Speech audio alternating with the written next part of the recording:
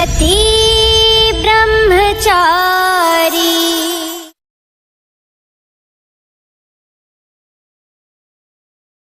मैं लकी हूँ या नहीं मैं ये नहीं जानती। मैंने आज से आपको अपना भगवान मान लिया।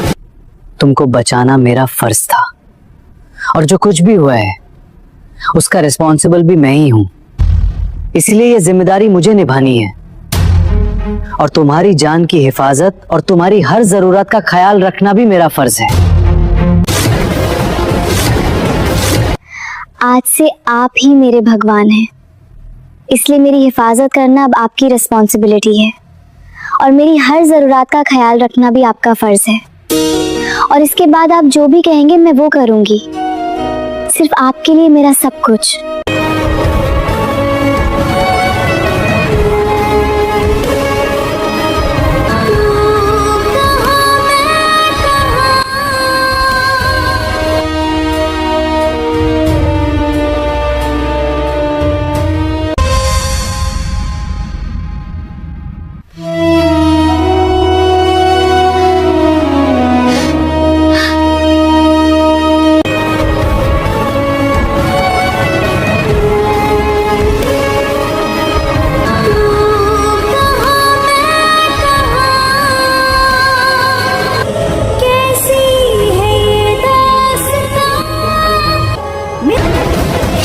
फंदा लगा रहे हैं। ये इतनी रात को अकेले हाथ में रस्सी लेकर आखिर कर क्या रही है? इसने कोई ऐसा वैसा फैसला तो नहीं कर लिया? इसको कुछ हो गया तो बात मेरे ऊपर आ जाएगी। अपनी मेरी ही जिम्मेदारी है, उसके साथ जो कुछ भी हुआ उसकी वजह मैं ही हूँ। मुझे माफ करना है ईशा जी, मुझे ये डिसीजन लेना पड़ा।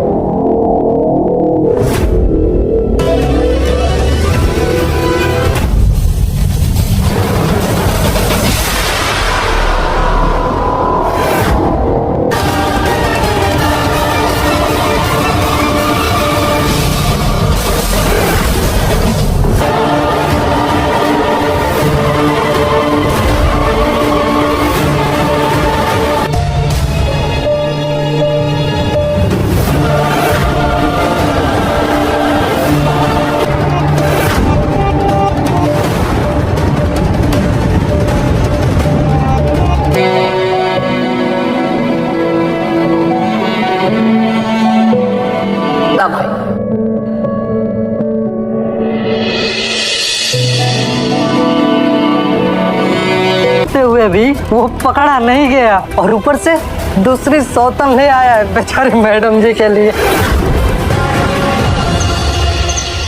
दादा भाई की धाक ऐसी है साहब कि आईपीएस बीवी के हो। जब भी भैया भाभी की जिंदगी में दो बार सुकून के आते हैं, पता नहीं इनकी खुशियों को किसकी नजर लग जाती है। नहीं माँ, कल से ना भाभी ने कुछ खाया ना भैया ने। कभी सोच कर देख, जिसके पति ने ऐसी जिम्मेदारी उठा ली हो उस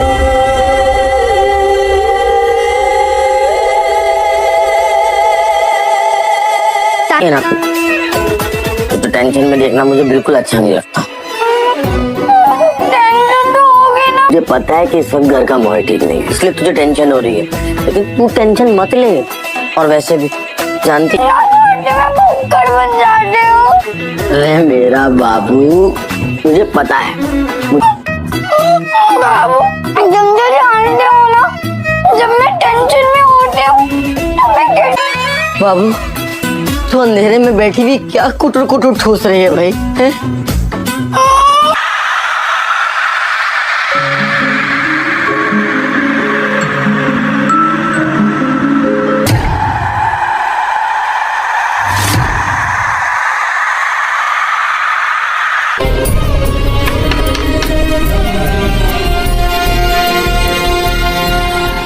पहले से ही सदमे में थी ये जानकर कि सूरज भैया दादा भाई है।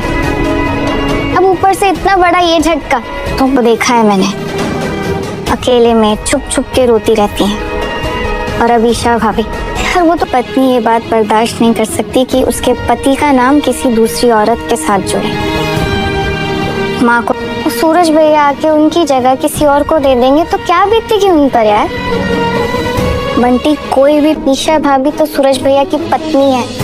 अरे कितना कुछ झेला है उन्होंने उनके लिए, कितनी चीजों को त्यागा है। तेरा मेरा रिश्ता तो अब तक जुड़ा भी नहीं है, तब भी तुझे इतना बुरा लग रहा है। तो बस एक बार सोच यार। करके तो देख, या तो वो जिंदा रहेगा या मैं। क्यों बुरा लग रहा है बंटी? सिर्फ और सिर्फ आपका ही बन के रहेगा, सिर्फ आप हमेशा मेरे को दे सकता हूँ। ये पतिव्रता बेचारी अपनी आखिरी सांस की आपकी पहचान। मेरे दिल में आपकी जगह में किसी और। आपने ऐसे सोचा भी कैसे ईशा जी? चल यहाँ से।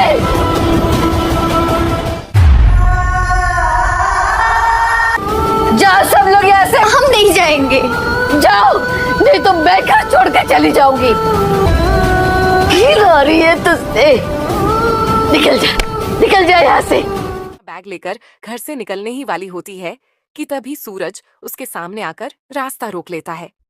सूरज, अगर तुम चली गई तो सिर्फ ये घर नहीं टूटेगा, मेरा भरोसा भी हमेशा के लिए टूट जाएगा। ईशा बिना कुछ बोले आगे बढ़ने लगती है। उसी समय अवनी सबके सामने एक बड़ा फैसला सुनाती है। अवनी, बस अब और नहीं, मैं आज सब सच बता दूंगी। पूरा परिवार हैरान रह जाता है। अवनी कहती है, सूरज जी ने मुझसे कभी शादी नहीं की। उन्होंने सिर्फ मेरे बच्चे को समाज में सम्मान दिलाने के लिए अपना नाम दिया। हमारे बीच पति पत्नी जैसा कोई रिश्ता नहीं है। इतने में दरवाजे पर एक अनजान आदमी आता है। अनजान व्यक्ति, रुकिए, इस बच्चे की असली सच्चाई मैं जानता हूं। सबकी नजरें उसकी ओर मुड़ जाती हैं। वह एक फाइल और कुछ फोटो दिखाता है। फोटो देखकर अवनी के होश उड़ जाते हैं। ईशा, ये कौन है और तुम्हारे पास ये सब कैसे आया? वह आदमी कहता है, जिस सच को इतने दिनों से छिपाया जा रहा था, आज वह सबके सामने आएगा। सूरज भी हैरान रह जाता है। अवनी घबरा जाती है। अवनी, तुम यहां कैसे? आदित्य एक लिफाफा ईशा के हाथ में देता है। आदित्य, इसमें वो सबूत हैं जो साबित करेंगे कि सूरज ने कोई गलत काम नहीं किया। ईशा कांपते हाथों से लिफाफा खोलती है। उसमें आदित्य का लिखा हुआ एक पत्र और कुछ दस्तावेज होते हैं। पत्र में लिखा होता है, अगर मेरे साथ कुछ हो जाए तो मेरे बच्चे को समाज में सम्मान दिलाने की जिम्मेदारी सिर्फ सूरज निभाएगा। उसने जो भी फैसला लिया होगा वह मजबूरी में लिया होगा, स्वार्थ में नहीं। ये पढ़कर ईशा की आंखों में आंसू आ जाते हैं। तभी आदित्य कहता है, लेकिन अभी पूरी सच्चाई बाकी है। आदित्य की मौत कोई हादसा नहीं थी, उसके पीछे एक बहुत बड़ा षड्यंत्र था। पूरा परिवार सन्न रह जाता है। सूरज, बहुत दिन हो गए सच छिपाते छिपाते, अब समय आ गया है कि सबको पूरी सच्चाई पता चले। अवनी घबराकर बोलती है, नहीं, अभी नहीं, अगर सच सामने आ गया तो सब कुछ बिखर जाएगा। वह व्यक्ति शांत स्वर में कहता है, झूठ के सहारे कोई रिश्ता ज्यादा दिन नहीं टिकता। फिर वह ईशा को एक पेन ड्राइव और कुछ दस्तावेज देता है। इनमें हर सवाल का जवाब है। सूरज ने जो किया किसी मजबूरी में किया, उसने कभी तुम्हें धोखा नहीं दिया। ईशा सबूत देखने के लिए तैयार होती है। तभी सूरज उसका हाथ पकड़कर कहता है, आज के बाद हमारे बीच कोई राज नहीं रहेगा, मैं पूरी सच्चाई अपने मुंह से बताऊंगा। सूरज पूरे परिवार के सामने अपनी कहानी बताना शुरू करता है। उसकी बात सुनते सुनते ईशा की आंखों से आंसू बहने लगते हैं। तभी अवनी कहती है, गलती सूरज जी की नहीं, सबसे बड़ी गलती मेरी थी। अब मैं खुद सब सच बता दूंगी। पूरा परिवार अवनी की ओर देखने लगता है। अवनी गहरी सांस लेकर बोलती है, अवनी, आज मैं जो सच बताने जा रही हूं उसे सुनने के बाद शायद आप सबकी सोच बदल जाए। ईशा और सूरज उसकी ओर देखते हैं। अवनी आगे कहती है, आदित्य की मौत के बाद मैं बिल्कुल अकेली पड़ गई थी। मेरे पास रहने की जगह नहीं थी और मेरे बच्चे का भविष्य भी अंधेरे में था। उसी समय सूरज जी ने मेरी मदद की। उन्होंने साफ कहा था कि वो मुझसे कभी पति पत्नी का रिश्ता नहीं बनाएंगे। उन्होंने सिर्फ मेरे बच्चे को सम्मान देने के लिए अपना नाम दिया। रिया भावुक होकर पूछती है, तो क्या भैया ने भाभी से कुछ भी नहीं छिपाया था? सूरज सिर झुकाकर कहता है, मेरी सबसे बड़ी गलती यही थी कि मैंने इतना बड़ा फैसला ईशा को बताए बिना ले लिया। मेरा इरादा कभी उन्हें दुख पहुंचाने का नहीं था। ईशा की आंखों में आंसू आ जाते हैं। ईशा, गलती इरादे की नहीं थी, सूरज, भरोसा टूटने की थी। इतने में सूरज ईशा के सामने हाथ जोड़कर कहता है, मुझे एक मौका दे दो, मैं तुम्हारा विश्वास फिर से जीत कर दिखाऊंगा। तभी घर के बाहर एक पुलिस जीप आकर रुकती है। एक पुलिस अधिकारी अंदर आकर कहता है, सूरज जी, हमें आदित्य के मामले में एक नया सबूत मिला है। लगता है उसकी मौत के पीछे कोई बहुत बड़ा खेल था। हमें आपकी मदद चाहिए। पूरा परिवार एक दूसरे की ओर देखने लगता है। पुलिस अधिकारी फाइल सूरज और ईशा के सामने रख देता है। पुलिस अधिकारी, आदित्य के केस की दोबारा जांच में एक नया गवाह सामने आया है। उसके बयान से पता चला है कि आदित्य की मौत एक दुर्घटना नहीं थी। ईशा तुरंत पूछती है, वो गवाह कौन है? तभी एक बुजुर्ग व्यक्ति अंदर आता है। बुजुर्ग, मैं उस रात वहीं था। मैंने सब अपनी आंखों से देखा था, लेकिन डर की वजह से इतने साल चुप रहा। पूरा परिवार हैरान रह जाता है। बुजुर्ग आगे कहते हैं, आदित्य ने आखिरी समय में सिर्फ एक बात कही थी, मेरे बच्चे का ध्यान रखना और सूरज पर भरोसा करना। ये सुनकर ईशा की आंखें भर आती हैं। वह पहली बार सूरज की ओर देखती है। सूरज कहता है, मैंने जो किया सिर्फ अपना वादा निभाने के लिए किया था, लेकिन तुम्हें बताए बिना फैसला लेकर मैंने तुम्हारा भरोसा तोड़ दिया। इसके लिए मैं हमेशा शर्मिंदा रहूंगा। ईशा कुछ नहीं कहती, लेकिन उसके चेहरे का गुस्सा थोड़ा कम होने लगता है। उसी समय पुलिस अधिकारी का फोन बजता है।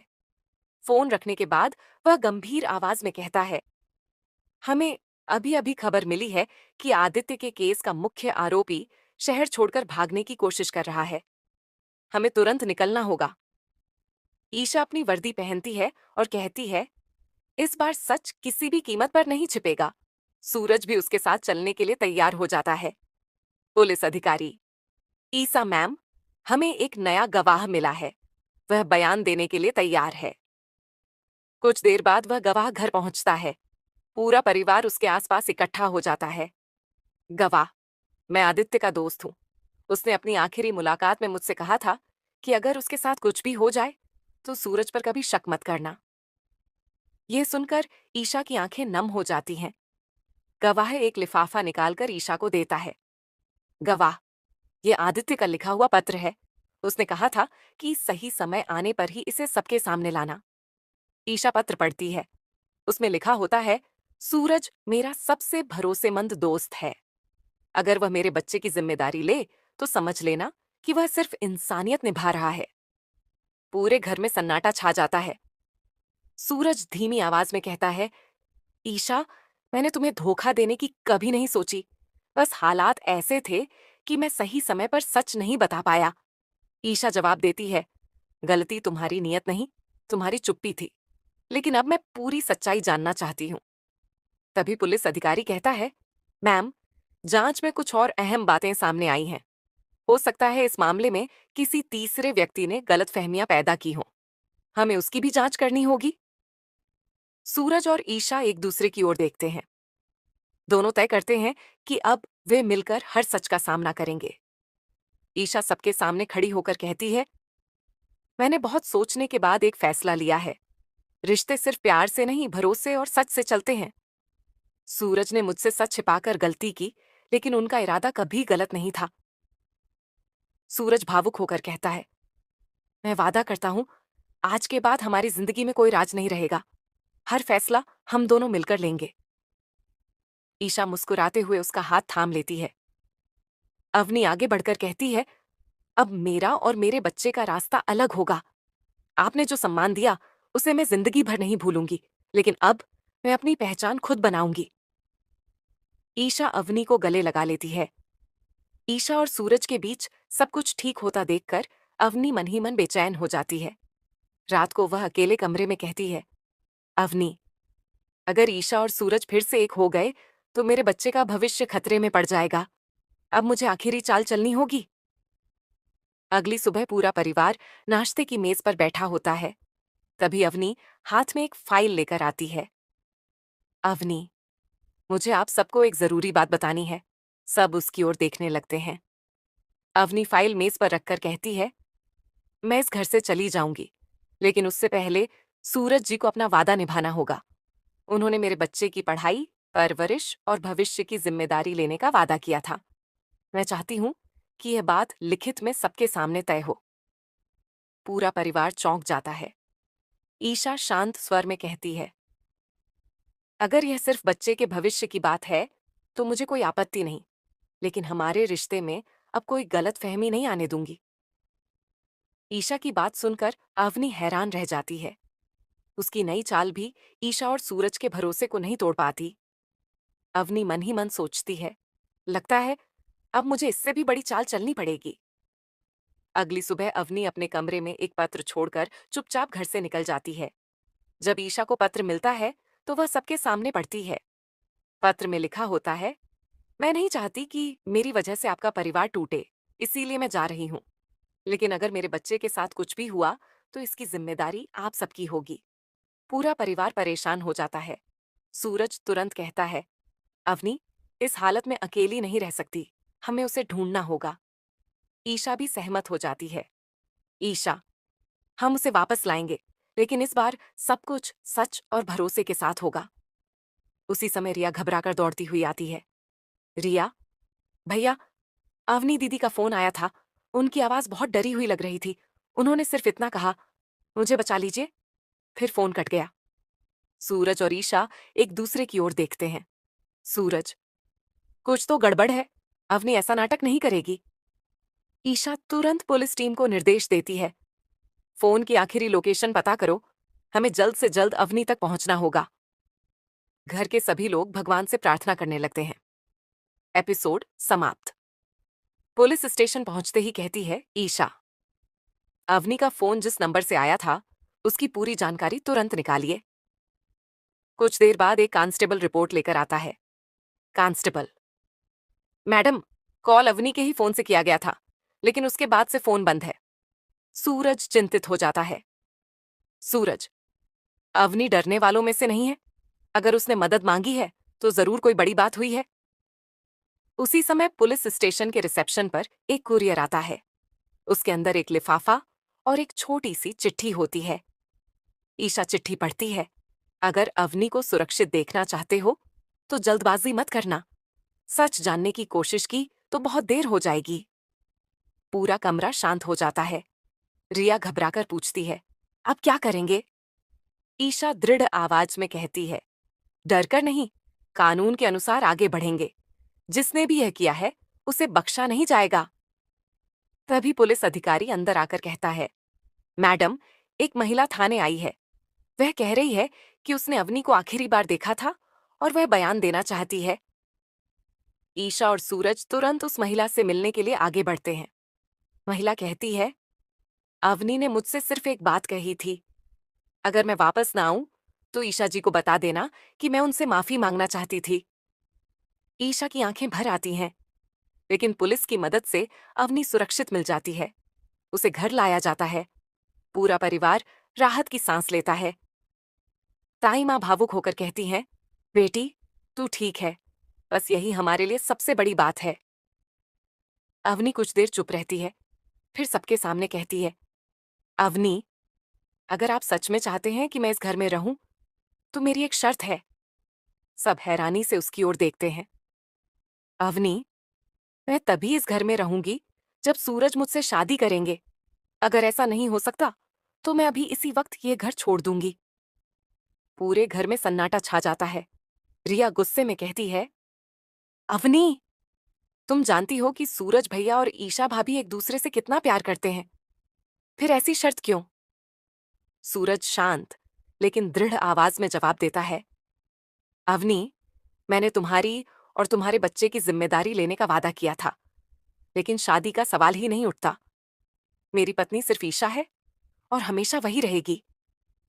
ईशा भी आगे बढ़कर कहती है, किसी की मदद करना और किसी रिश्ते की जगह लेना दोनों अलग बातें हैं।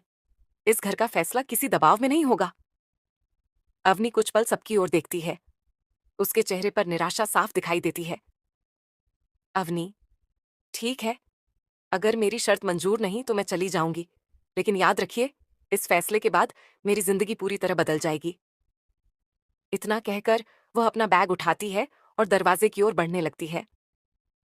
अवनी बैग लेकर दरवाजे तक पहुंच जाती है। तभी ताई माँ उसे रोक लेती हैं। ताई माँ, रुक जा बेटी, गुस्से में लिया गया फैसला हमेशा गलत होता है। अवनी की आंखों में आंसू आ जाते हैं। अवनी, मैं किसी का घर नहीं तोड़ना चाहती, लेकिन मैं अपने बच्चे को बिना पहचान के भी नहीं रखना चाहती।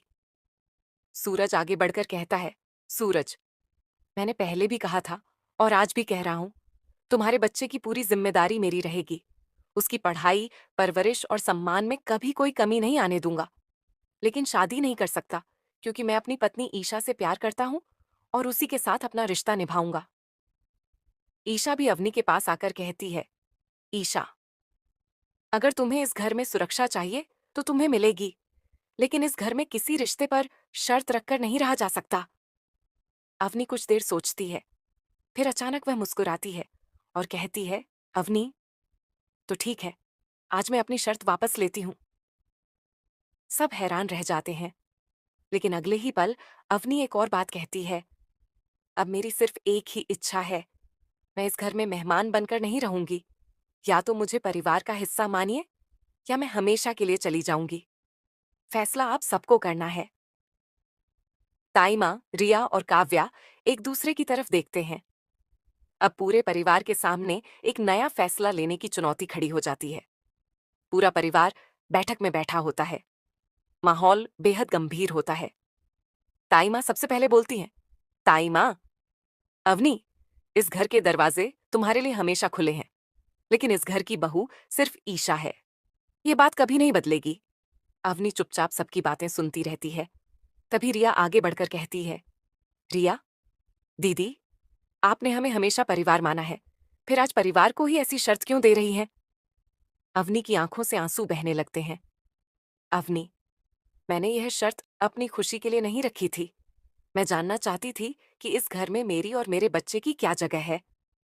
सूरज आगे बढ़कर कहता है, सूरज, तुम इस घर में हमेशा सम्मान के साथ रह सकती हो, लेकिन पति पत्नी का रिश्ता सिर्फ मेरा और ईशा का है।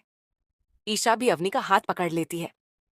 ईशा, अगर तुम सच में इस परिवार का हिस्सा बनना चाहती हो, तो मैं तुम्हें अपनी छोटी बहन का दर्जा देती हूं, लेकिन हमारे रिश्ते के बीच कोई दीवार नहीं बनने दूंगी। अवनी भावुक होकर ईशा के गले लग जाती है। अवनी, मुझे माफ कर दीजिए, मैं डर गई थी कि कहीं मेरा बच्चा फिर से अकेला न रह जाए। ताई माँ मुस्कुराकर कहती हैं, आज से ये बच्चा सिर्फ अवनी का नहीं, पूरे परिवार का बच्चा है। इतने में दरवाजे की घंटी बजती है। एक वकील अंदर आता है और कहता है, सूरज जी, आपके नाम एक कानूनी नोटिस आया है। ये नोटिस आपके परिवार की जिंदगी बदल सकता है। सूरज और ईशा एक दूसरे की ओर देखते हैं। वकील नोटिस सूरज के हाथ में देता है। सूरज नोटिस पढ़ते ही हैरान रह जाता है। ईशा, क्या लिखा है सूरज? सूरज धीरे से कहता है, ये नोटिस अवनी के बच्चे की कानूनी अभिभावकता, गार्जियनशिप को लेकर है। अदालत चाहती है कि हम सब वहां मौजूद रहें। अवनी घबरा जाती है। अवनी, नहीं, मेरा बच्चा मुझसे दूर नहीं जाएगा। ईशा उसके कंधे पर हाथ रखकर कहती है, शांत हो जाओ। जब तक मैं हूं, कानून किसी मां से उसका बच्चा बिना वजह नहीं छीन सकता। अगले दिन पूरा परिवार अदालत पहुंचता है। जज सभी की बातें ध्यान से सुनते हैं। फिर जज अवनी से पूछते हैं, क्या आप सूरज से शादी करना चाहती हैं, या सिर्फ अपने बच्चे का सुरक्षित भविष्य चाहती हैं? अवनी कुछ पल चुप रहती है, फिर उसकी आंखों से आंसू बहने लगते हैं। अवनी, मुझे शादी नहीं चाहिए, मुझे सिर्फ यह भरोसा चाहिए कि मेरे बच्चे को कभी अकेला नहीं छोड़ा जाएगा। सूरज तुरंत कहता है, मैं आज भी अपने वादे पर कायम हूं। इस बच्चे की पढ़ाई, परवरिश और सम्मान की जिम्मेदारी मैं निभाऊंगा, लेकिन मेरी पत्नी सिर्फ ईशा है। ईशा मुस्कुराकर कहती है, और मैं भी इस बच्चे को अपने परिवार का हिस्सा मानती हूं। जज मुस्कुराते हुए कहते हैं, रिश्ते मजबूरी से नहीं, विश्वास से बनते हैं।